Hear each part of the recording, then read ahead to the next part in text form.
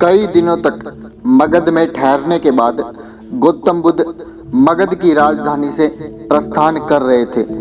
जब इस बात का पता सभी को चला तो वहां के राजा और बड़े बड़े सेठ सभी गौतम बुद्ध के पास आए और वह सभी लोग बुद्ध के लिए बड़े बड़े उपहार भेंट करने के लिए लाए। उन सभी के अंदर यह लालसा जगी हुई थी कि गौतम बुद्ध उनके उपहार से बहुत ज़्यादा प्रसन्न होंगे। हर कोई अपने उपहारों को सर्वश्रेष्ठ समझ रहा था। उनमें से जब भी कोई व्यक्ति दान देने के लिए बुद्ध की तरफ आगे बढ़ता, बुद्ध दूर से ही हाथ हिलाकर उसे स्वीकार करके आगे बढ़ा देते। बुद्ध यह बर्ताव सभी लोगों के साथ कर रहे थे। तभी उस भीड़ में से एक वृद्ध महिला आकर बुद्ध के सामने खड़ी हुई और बुद्ध को प्रणाम करते हुए कहने लगी, मैं भी आपको कुछ देना चाहती हूँ, लेकिन मैं बहुत गरीब हूँ। आज बगीचे में मुझे यह आम मिले, मैं इसे आधा खा चुकी थी, तभी मुझे आपके प्रस्थान की सूचना मिली और मैं आपके दर्शन के लिए यहाँ चली आई। मेरे पास खाए हुए आम के सिवाय आपको देने के लिए कुछ भी नहीं है। क्या आप मेरी इस भेंट को स्वीकार करेंगे?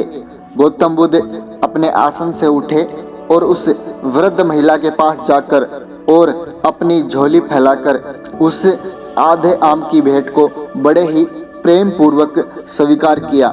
यह दृश्य देखकर वहां के राजा और बड़े बड़े सेठ आश्चर्य में पड़ गए। वहां के राजा महाराज बिंदुसार से रहा नहीं गया और वह बुद्ध से कहने लगे, भगवान, एक से एक महंगे और बहुमूल्य उपहार तो केवल आपने हाथ हिलाकर ही स्वीकार कर लिए, लेकिन इस वृद्धा के झूठे आम में आपको ऐसी क्या विशेषता दिखी जो आपको अपना आसन छोड़ना पड़ा?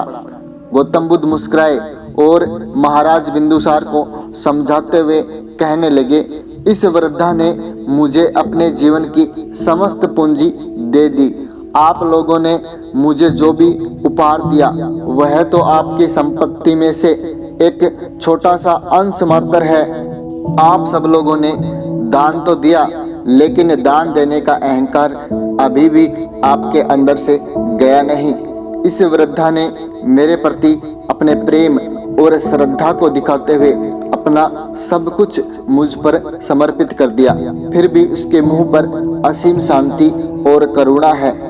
फिर गौतम बुद्ध राजा बिंदुसार को बताने लगे कि सच्चे मन से दिया हुआ दान ही सच्चा दान होता है, जिसमें अहंकार बिल्कुल नहीं होना चाहिए।